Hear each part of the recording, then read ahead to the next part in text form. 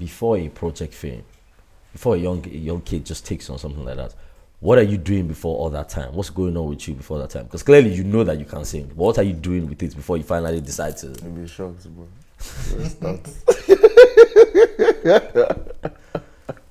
That's That's it. So yeah, tell. Yo, like, I was gonna be a soccer star, man. All I wanted to do was play football. I played for a club called Highlanders in Kaduna. It was owned by a man called Sabo Babayaro, who was the man who actually literally set up Celestine Babayaro and Emmanuel Babayaro.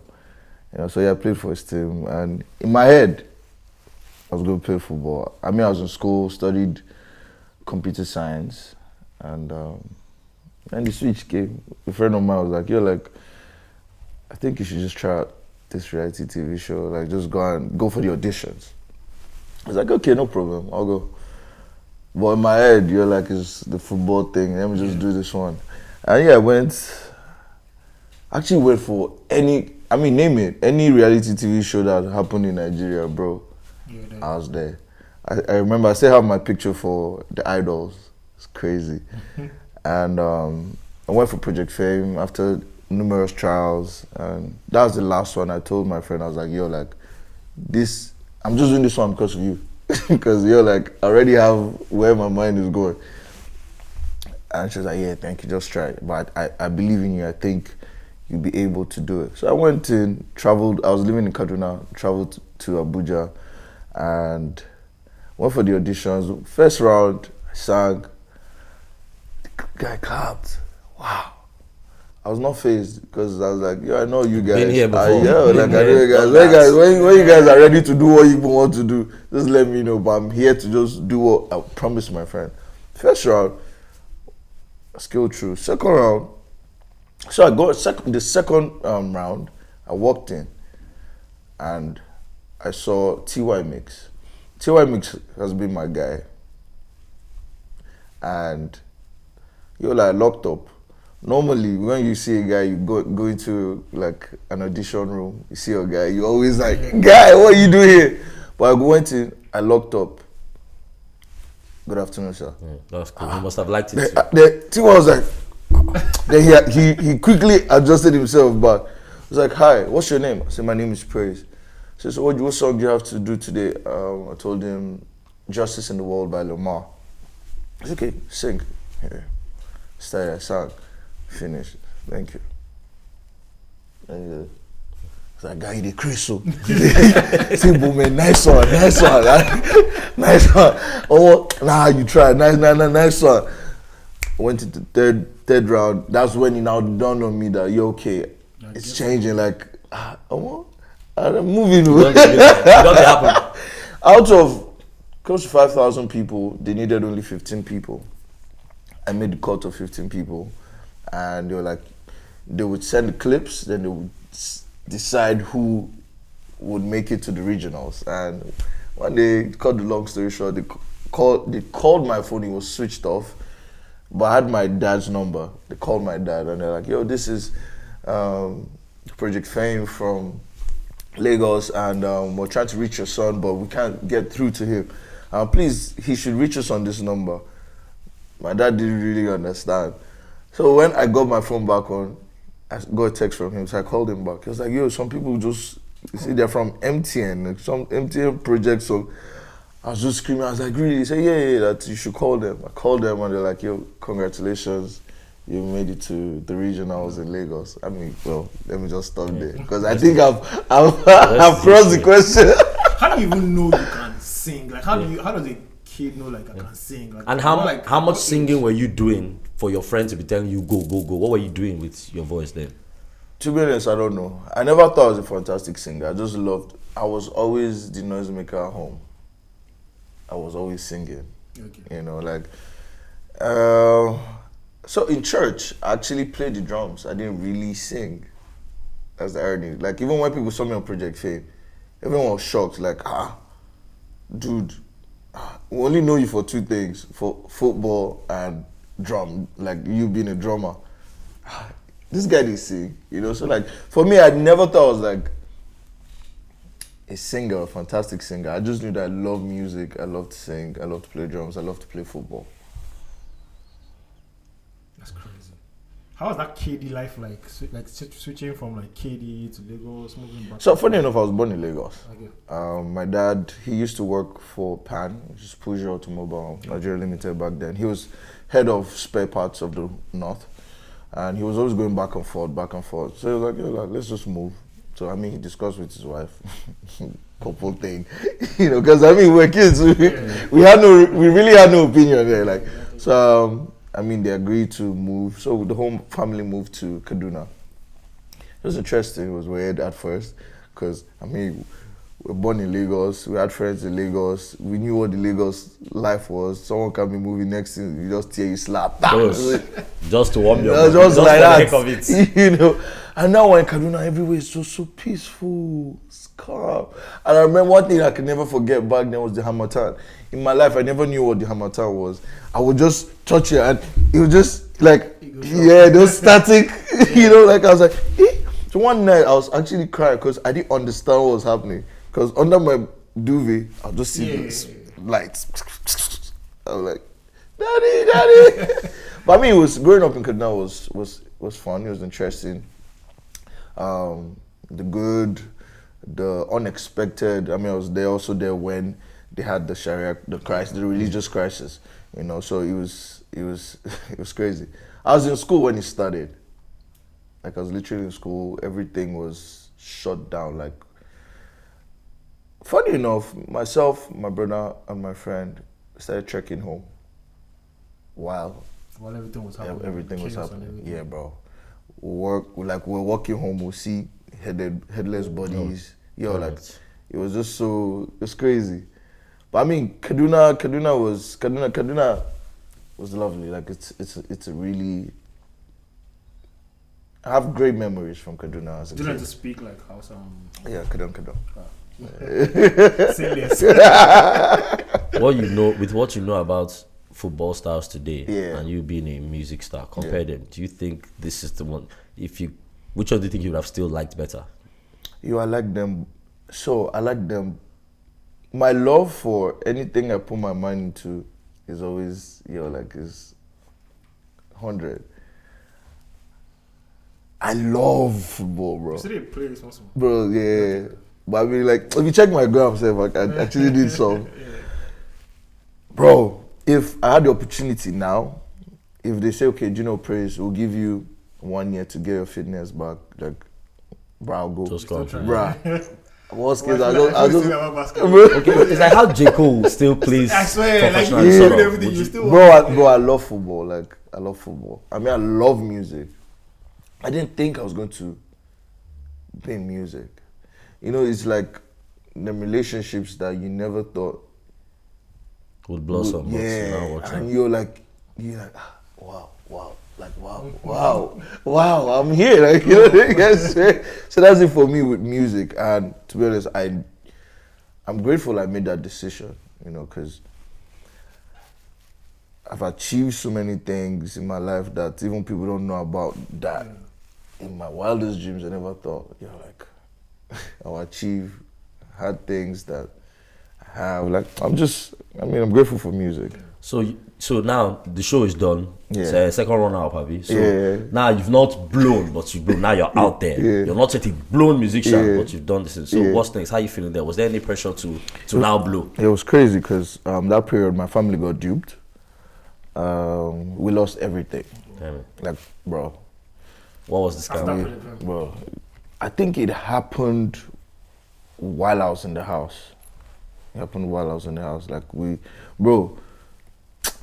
I've seen the great side of life. I've seen the other side of life. Bro, like, we lost everything. It was crazy for my family. I came out, I won a car. Well, I had not gotten the car yet. They were going to do the presentation and all. But I won $1 million.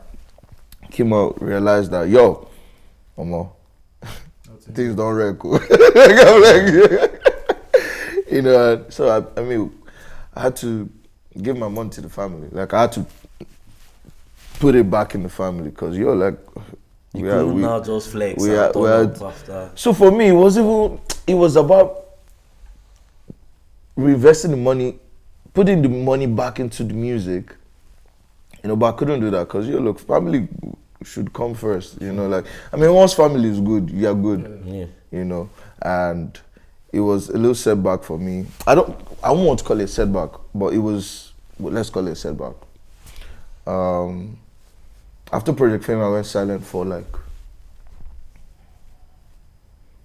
probably 2-3 years.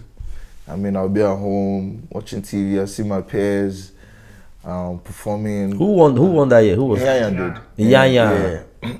Doing big things, traveling to the States, singing for fashion designers. I just see a lot of things.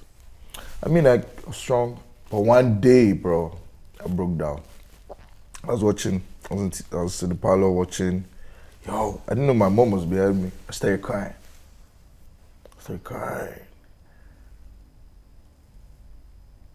She didn't say anything. I didn't even know she was there. She now left. Later, she came to me and she was like, "Do you know what?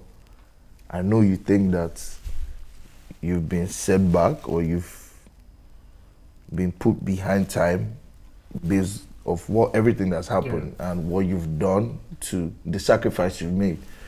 But she did a prayer for me. She was like, all these years you've lost, you get it back.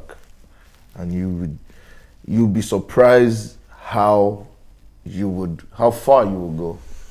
I collected the prayer normal, amen. Hope it. And one day I just told my dad, I was like, "Dad, I want to move to Lagos. It's not working here. To be in the industry, you need to be in their faces, you need to be there." I was like, "You can't just go do 2 weeks, come." I'm like, "Dad, it does not work it does not work like that too." It does not work. You have to see. But in every of my story, whenever I say my story, there are some people I would always be grateful for. And there's this man called Kelvin Orifa and Antifumi. They used to work in MTN, and they don't work there anymore. They would always tell agencies, "Call Praiz, he's in Kaduna, but still book him." They never booked anybody who was, if you're not in Lagos, it's your loss. But they always, they believed in me so much and they would ensure that agencies get me bookings. They'll fly me from Kaduna, come on, do the show, go back. And I told my dad, I was like, "Dad, see," and these guys, it doesn't always happen like this, but there's always an extent to which it would go. She was like, "Okay, well, still just think about it." I told him I'll think about it. But in my head, I'd made up my... So I gave him like 2 weeks. I was like, "Dad, Mom, I'm going to..." I was like, okay. He gave me his blessings. And I hit up one of my uncle. I wanted to stay at his space.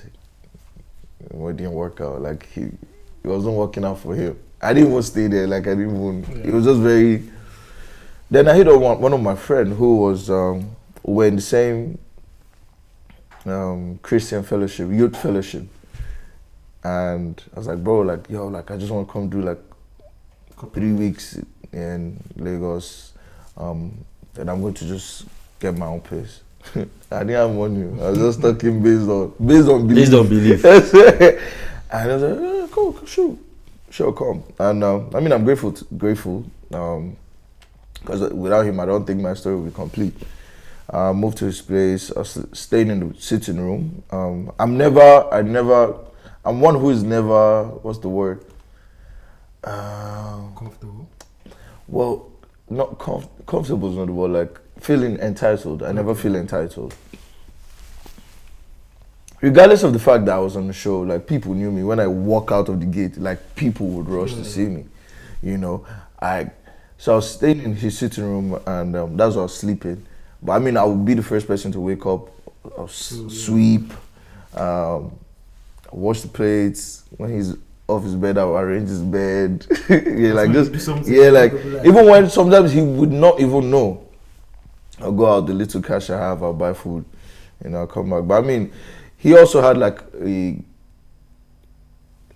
a housemate. So I think his housemate became very uncomfortable. But one thing for sure I did was I never did anything that would make him uncomfortable or upset. Because I mean, you're staying in someone's house, you have to always be in the right. Like, make sure like you don't you don't misbehave. So I was literally walking on eggshells. But I mean, one time I was like, yo, bro, we have to talk. So I was like, when he said it, I already knew. I was like, I don't have, so we spoke and I was like, you have to look for a place to stay. I was like, no problem. Please, could you just give me like 1 week? I was like, yeah. So I now called one of my guys that I met one time in one of the auditions that I'd done that I never succeeded at. So he was like, yo, like, anytime you're in Lagos, just call me, let me know. I was like, sure. So I now remembered and I now called him. I was like, bro, he now screamed, please. Longest I was like, bro, how you doing? He said, man, I'm good, just in this Lagos. I was like, are you serious? I was in Lagos. I was like, man, I'm thinking about coming to Lagos. So he was like, are you serious? Yo, bro, come, I need you. Bro, come, man, come stay. Please. See, I'm serious. Come and stay in my place. Don't worry about anything. Just come and stay. I was like, okay, no problem. Let me just try and plan something. Maybe I might just move it closer. I'm in Lagos. I'm in Yaba. So I hit him up like 3 days. I'm like, yo, I'm coming tomorrow. He's like, okay, sure. I'll send you the address. Send me address, bro. And I told my guys like, yo, thank you. Appreciated him for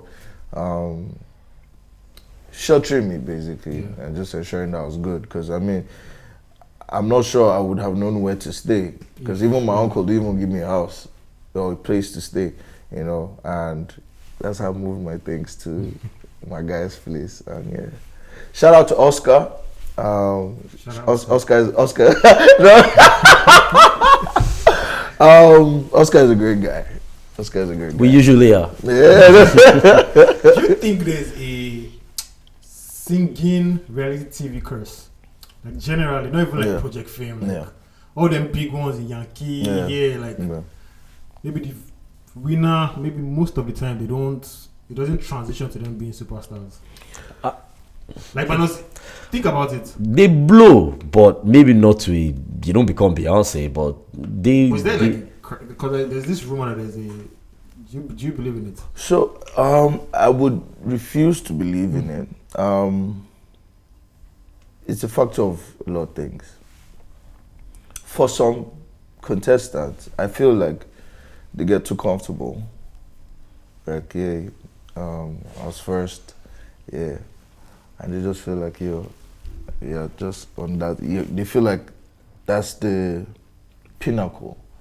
And I mean, they should know that, this is actually the hardest part, because you being a winner of a reality show does not mean you're accepted or recognized in the industry yet. Yes. You're not, actually. For me, bruh, I had to put out my song. I had to put out my first single. I mean, then you can start from moving into Oscar's place to first single. But from at Oscar's place, I started staying at Oscar's place. Funny enough, Oscar was staying with his auntie and his uncle. But they loved me so much. They watched the show and they were great fans of my music, and I mean, I would always do the same thing. I mean, home training, what to do. Behaving yourself. And I had my MIDI controller, I had my laptop. You had one 15-inch Mac that had seen live. But yeah, bro, like, what the plugins, the things in that system. Oh God. So like I was every night, if you were my neighbor, you'd just be hearing you always be hearing kicks because I was always Oscar is a producer. so like, we just knew that this is our life, and I kept grinding, kept pushing, would show up to events uninvited, try to take pictures, just try industry hustle, industry hustle. Hit up some people for gigs, and They told me, you don't have any song yet. What song do you want to come and sing? I'm grateful to Kwame of Nigezie. Kwame. Yeah, he gave me my first performance in Lagos. And first DJ to play my song was DJ Neptunes, and that was at Planet One, you know. And I mean, yeah, that day was memorable for me because literally the only song I had was a song I did in Kaduna years back before Project Fame, and nobody really knew the song, you know. But performed the song, and you know, Kwame was like, "Yo, keep pushing!" Like, he was a big supporter, you know. And I kept grinding. What happened next, actually?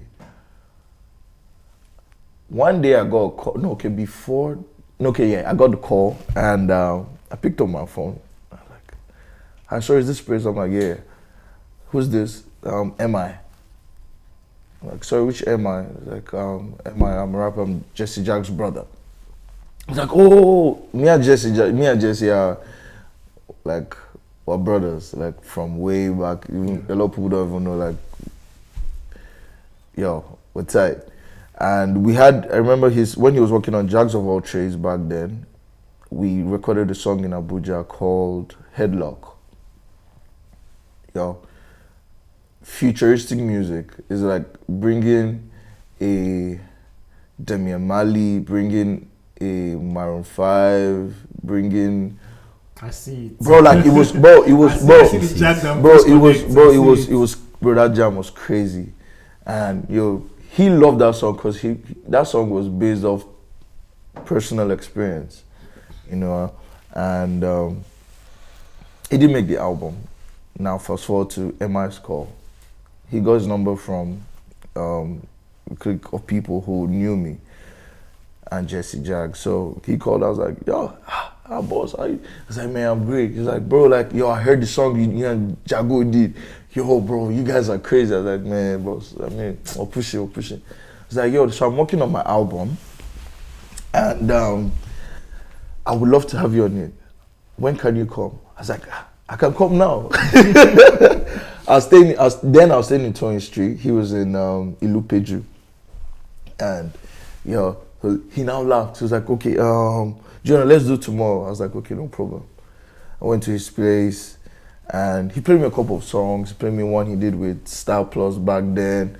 I don't think it ever got released. No. But I mean, I'm an R&B guy, so there was one that I was almost moving towards. But as a smart guy, you will not put yourself first. I was like, "Praiz, slow down. He played me a couple tunes, and I was like, Juno, play me the one that you had in mind, the one that you heard my voice." He now played Epic, recorded Epic. It became an epic jam. And how was that recording? Because that's like my favorite. And that was an introduction to you. The truth is that song, that chorus, I was literally singing my life, literally singing what I was experiencing. Sometimes when I think about the troubles I've seen, sometimes when I reminisce the places I've been, sometimes when I look around the phase that I'm in, I realize there's only one option, and that's to win. You know, yo, like, everything I was going through, things I'd gone through already that people never knew, like, it was just... So I sang that song. I sang that song from the soul of my soul, you know, and he put it out, and yeah, boom, like, yo, people were like, "Yo, who's this guy? Like, some people were like, "Yo, it's John Legend." But people would check the cover, they were like, "Praiz." It's like, "Oh, that guy." So like, now people remembered who I was. But remember, I wanted someone, I won't call the name, let me fall, and his label. And the dude was like, nah, Praiz. Praiz is a wannabe. He's a John Legend wannabe. And I don't think he'll be able to make it in the industry. My friend didn't tell me because he was pushing for them to sign me. They had an office then in Abuja. But I mean, it was a label everyone knows, you know. And after the song, they wanted to now start having talks about, My boy had already told me, so I'm like, nah, I will never work with anyone who at first has like doubt on me. You realize that we have an idea who you might be talking about. I know you do, but I know you do. Uh-huh. So I kept pushing, but one thing. So while I was on Project Fame, this story, everything is just back and forth. Everything connects.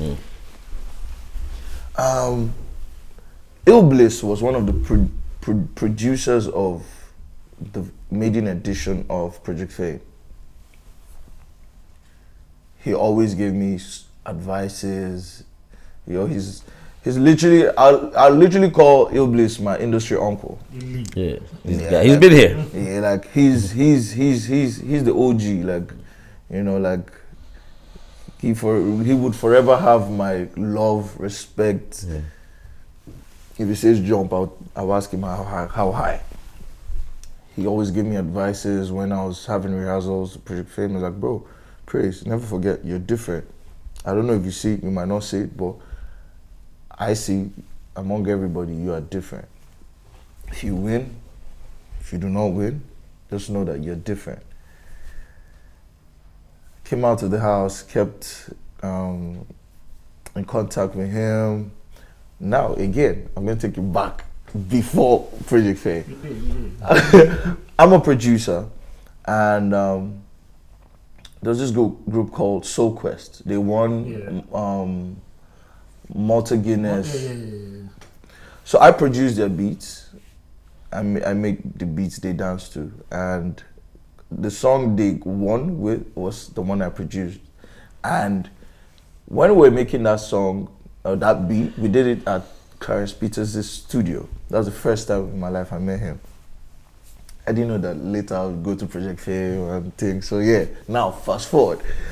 I kept in contact with these people, and this is post-epic, you know, still on the grind, trying to just figure out, you know, like, what's the way forward in this Lagos.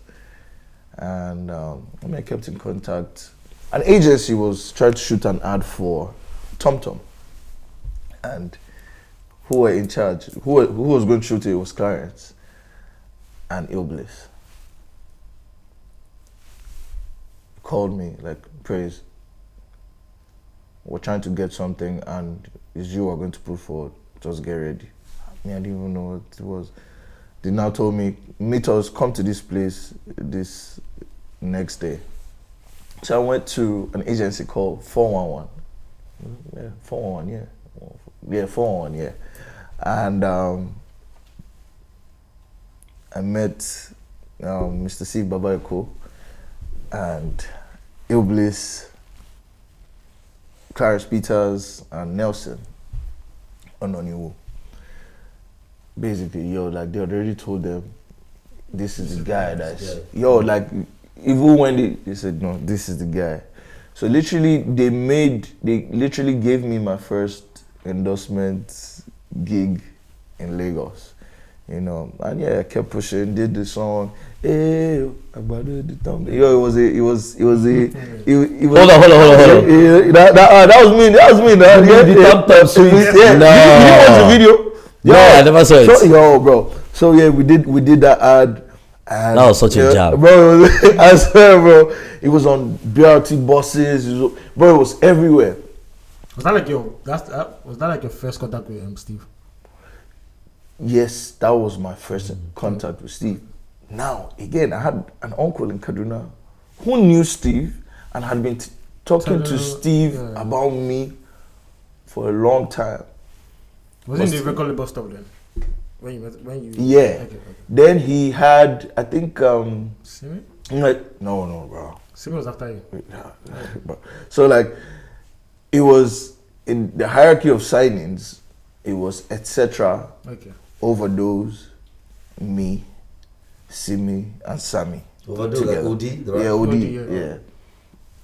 So when we finished, I had this iPod, and like all my music, like, bro, the ones I finished, the ones I've not finished, the ones that I made only beats, everything's there. As I produce, connect to my laptop, just everything, iTunes, just get it in there.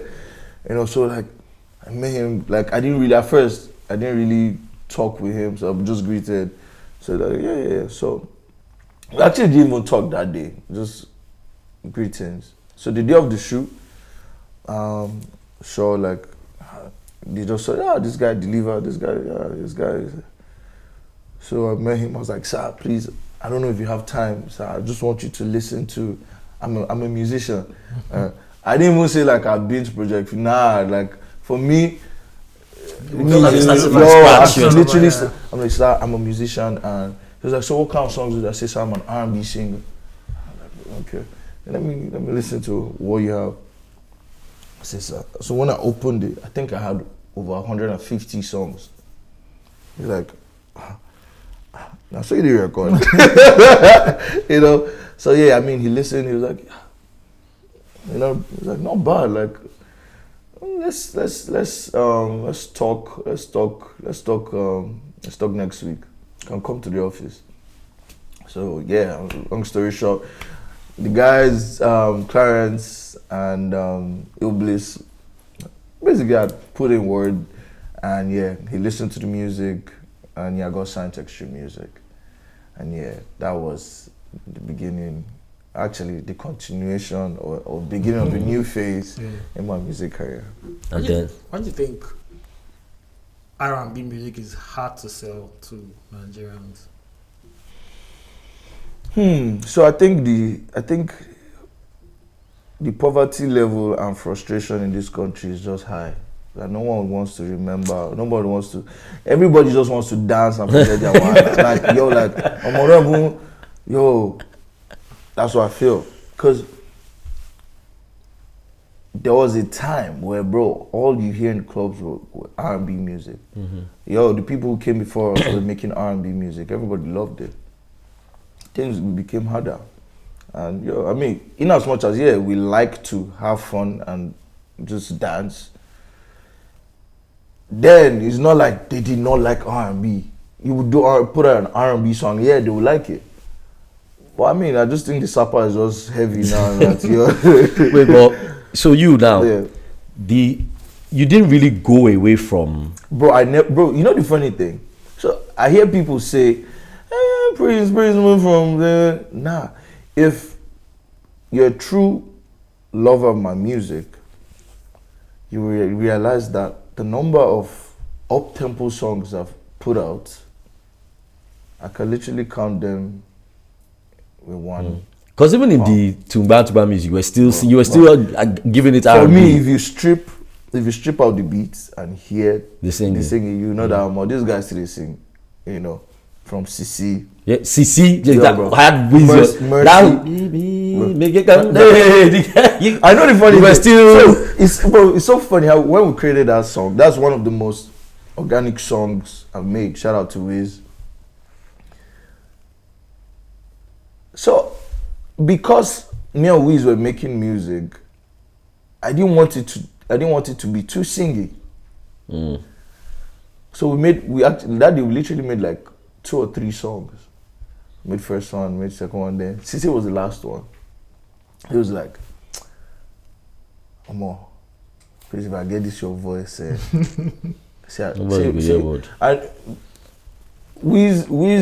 Wiz does not cajole you. If he's not feeling it. Yeah, like you just, it's how you will know, or he will tell you. You know, he will just tell you. He's like, man, guy, to say I get this your voice, say, guy, I'm not going to fool anybody talk. So when we were recording the song, I was trying not to be singy or avoid some notes, especially this. Girl, we can calm down. I'm the man now. So that is like a very singy note. And when I sang that part, I didn't do it like that. But I had it in my head. I was like, nah, we're going full club. Not even. Wiz was like, yo, Praiz, wait. What if you do it like this? I was like, shit. I was like, you know, guy. I was thinking about this thing, but I didn't want to. It's like, bro, let's give them both best of both worlds. So like we put out that song and became a monster hit. And yeah. So the reason I asked was because I think it's Inyanya that they said suffered that the most. That he had to leave R&B and just go straight kukere, right? So you never had to compromise your original sound? No, I never did. I never did, to be honest. It was frustrating at some point because, I mean, I was part of... There are some songs that... If I tell you I was part of, you never believe, but these are monster hits in this country and beyond. Writing or producing? Writing. You know. But I always wanted to stand out. I didn't want to be part of the crowd. I wanted to be different, like... Yo, like, this one, don't worry. Now, Praiz get this one. Just my side be that. I wanted to be that guy. I didn't want to be lost in the multitude. I love R&B, so I was like, yo, like, I'm gonna make this R&B, bro. So 2014, you and an R&B legend. Yeah. You and Diana King. Yeah. And it wasn't just collabo. She actually came to Lagos. You guys jammed. Yeah. How did that happen? So I was Was there contact already before you recorded Mercy? No. Okay. The first Mercy, no. But yes, it was inspired by Mercy, Mercy, Mercy. Shout out to Password, he produced that. He also wrote the song. Password is an amazing producer, great songwriter. He wrote Gobe for Davido. He has written for a lot of people. Great guy. And I did the song, sang it, and I mean I was signed to MTN as an ambassador, and they're like, yo, I think we should do this, and they got in contact with our people. Yeah, I was like, yo, would you be interested? I was like, yeah. I mean, if you link, trust me, we'll take you from there. So yeah, I mean, we did the connection. She flew down, we recorded. Funny enough, we actually recorded here and shot the video. No, we didn't shoot the video. We were supposed to shoot the video in Miami, but she fell sick. That's why it never had a video. But yeah, that's how that came about. Did she have a good time in Lagos? What did she get up to? Yeah, I know, she had a great time. We had a party. We went out for a bit. Yeah. What's that? Because yesterday I was watching one of those Instagram videos and I saw Cobams there. Yeah. He was promoting his, like, I think the single or something. It was a very funny... Yeah. Like, is it the one with Macaron? Yeah. So I was thinking, this guy he has chemistry with a lot of guys. What's that Cobams connect like? Cobams is the legend. He's that guy that never gets it wrong. I don't want to use the word unfortunately, but Cobams is a genius. You know, he produced Rich and Famous, song on my first album called Superhero, and you just watch him produce. I'm like, Kobe, if one day we find ourselves more in the sea, I sure we'll go beat you, go gather beat you, cause more like that. You know, he's amazing. Like working with Cobams was, I mean, from Stupid Song with Bears, which was literally the first African song on BET. You know, we were the first. We were the first artists to be on BET 106 and Pop. I remember the album itself was mentioned on Newsweek or one of all those American journals. Yeah, bro. Like that year, it was best album of the year. It was crazy for me and Bez because we literally just got into the industry that period, you know. And I remember the Headies Award. I had 6 nominations, but like 6. Bez had 7. You know, I think that was the one I had. I think I was also nominated at the Next Rated. Davido won that one. You know, you're like, Cobams is amazing. He's amazing. He's a great guy. Absolutely, man. I think my favorite Cobam beat is the one with I think Rooftop MC.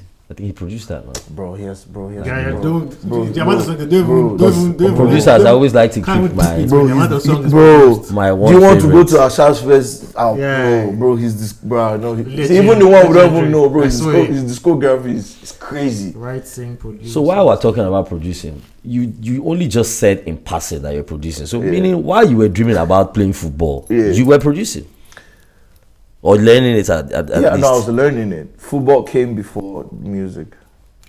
Okay. Yeah. So it was before I got into higher institution. I used to play drums, so I do like live trackings, play for people who want to do live recordings. You know, so I learned how to sequence, make beats. Yeah, while I was still going to play football. Have you left that totally or do you ever still Produce? yeah producing? Yo, bro. Stuff. Bro, like I produced, me and you, I produced Fola Shade, I produced Oh, Falash, nice. O'Shea with Willow. On my new album, I produced literally like 7 songs. I produced Kills. He just put out a new record called Phenomenon. I produced that. I still produce. Yeah, you've like been I produce working. heavy, bro. What were you doing during the pandemic? During the pandemic, I was locked in my studio making a project called To The Moon. Yeah, dope people. Well, like it's an amazing project. Fantastic, It has MI, has Ice Prince, has Neola. Amazing project. I was literally recording. I was in the studio all day, literally, and drinking wine. So now that the new generation, Gen Z, has taken over the world, Yeah. what is it like making music for them to listen to or like? Now, are you conscious of this new generation when you're making new stuff? Yeah, definitely. I'm conscious. You have to be conscious. You always have to evolve. Don't lose yourself. That's for me. That's key. Don't lose yourself. Learn, evolve, but just give them the essence. What I really want to know is when you're thinking about them, Yeah. what is a decision you have to make? What's a change you have to make because of with them in mind? That's make TikTok is so. Exactly. How do you decide? Okay, they go like this one. Your song has to be 2 things. Have a catchy hook, and your song has to be 2 minutes. Bro, those just And a few seconds. Oh right. what do you enjoy? Yeah, 3 verses or 2 verses? Bro, like I mean, I'm from the 3 verses generation. Yeah, I'm the 3, either two verses, 1 bridge, 3 verses Yes. guy. You know, like, but I mean now, literally, you don't have bridges anymore. You know, like you don't have no modulations anymore. Well, I think Bonner still does it. You know, like, but like, I mean now the song is shorter. I mean, because the attention span is depleting. Yes. You know, like, so you just have to just work really hard to be able to summarize your song in a space or try to tell a story. They've gotten Yeah, just come make your point and go away. my album like 16 songs. I had 16 songs. Who wants to listen to this? You know, so like, I mean, that's just it. The attention span for Gen Z is shorter now. I mean, no one has that. They don't, like they say, like, there's no time. You know, so yeah. So for me, it has affected the duration of my songs. So now I wrote a song called 2 Minutes. It was on one of my EPs called 2 Minutes EP, and it lasted 2 minutes on the dot. So for me, that was the beginning of me training myself to write shorter songs, but try to be just hit the nail on the head In that short time. Yeah. Are you on TikTok? Yes, I'm on TikTok. I mean, I don't really always do it, but I've told myself, Praiz, you need to be more active because, I mean, right now, TikTok where's that? it. You hear that, Tunde? one You be of it. judging the rest of us. Tunde judges me because I joined TikTok.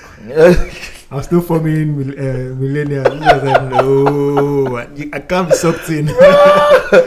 Yo, TikTok, yo. TikTok literally. I used to call with your Project Fame class. Yeah, myself and Annette actually chatted, like, I think it was last week, yeah. The guy who Funny enough, we actually have a group. We actually have a WhatsApp group. Yeah, like the Project Fame everyone in that season 1. Okay, not everyone is there because we couldn't find some people, but most of us we have like a WhatsApp group. I'll just ask if you're cool with the guy who you stayed in this place, the first guy you stayed in this place. First guy, yeah, I mean, cool. Yeah, still. Yeah, we're cool. We're cool. I mean, I feel hurt though, but I mean, we're cool. We're Taste cool. the apple. Yeah, but I mean, like, sometimes you just have to just understand, especially when it's not solely your own space. Yeah. So, I mean, he had a say, but he didn't have all the say. Okay. And he would want to be in a rift with his housemate. So, I mean, we cannot come cause with this guy. We just show from nowhere. So what's next for you now? So we can wrap up. What's how are you surviving the ups and downs in the industry, just current climates? What's coming for you? Well, I'm excited. It's a good season for me. Started my label called Cicada Music.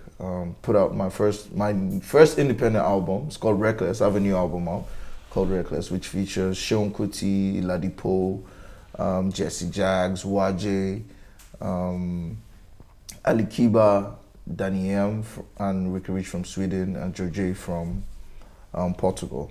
It's a good time for me. I mean, started with winning an award. I mean, it was good, yeah, and got some gigs that are about to be announced, which is major. Okay. I can't announce it yet because they haven't announced it. Right. And I mean, I just got inducted into the Grammy board, membership board. So like now I'm a member of the Grammys. So like, I mean, yo, prizes went up. Yeah. Strong validation. Yeah, bro. I mean, it's a major one for me because I think people only just rate people who they feel are shouting. Yeah. They feel like if you're not shouting, you're not putting in the work. And there are a lot of people who are really putting in the work that literally the light is not being shown on them, And I mean, I'm happy to have this because, trust me, first people I'm advocating for the people like that. Yeah. People who really put in the work, but people don't see. They see it, bro. I swear they see it, but they just refuse to give you your your recognition. They see it. They know, And I'm excited about this new phase, and it's the beginning of greater things. Yeah. This was great. So you have ever thought about acting? Have I ever thought about acting? Or have you been approached? Yeah. I have. You didn't take it? Nah. Well, the first one. So first approach I got was from Ivan Nelson. But I didn't do it. I've got other options or other offers that came. But yeah, I mean, I like to do things when I feel I'm ready. I don't want to do it because I see my peers doing it. Nah. If I'm not ready, don't worry. If you still want me then, it's cool. If they want you when you're ready. Yeah. That's cool too. But I mean, I'm up for the grind right now. Like I've always been a hustler. In as much as people, that's clear. No, funny enough, people. I don't think people see me that way because I feel maybe because they feel like I'm not R&B. Because you are doing love music. They don't know that you're hardcore. They don't know that the streets. It's because you are doing love music. Yeah, the perception with that. So yeah, I mean, we grind, we chase the bag. We love the art, and that's all I stand for. Pushing the art, pushing the music. What I stand for, what I present. Making the bag, taking care of my family. More we did your back, Charlie. Yes, More wins coming from now until eternity. Yes, sir. Any more there you questions have from it, the guys. fans? Praise don't sing for it because you know be woman. It didn't happen.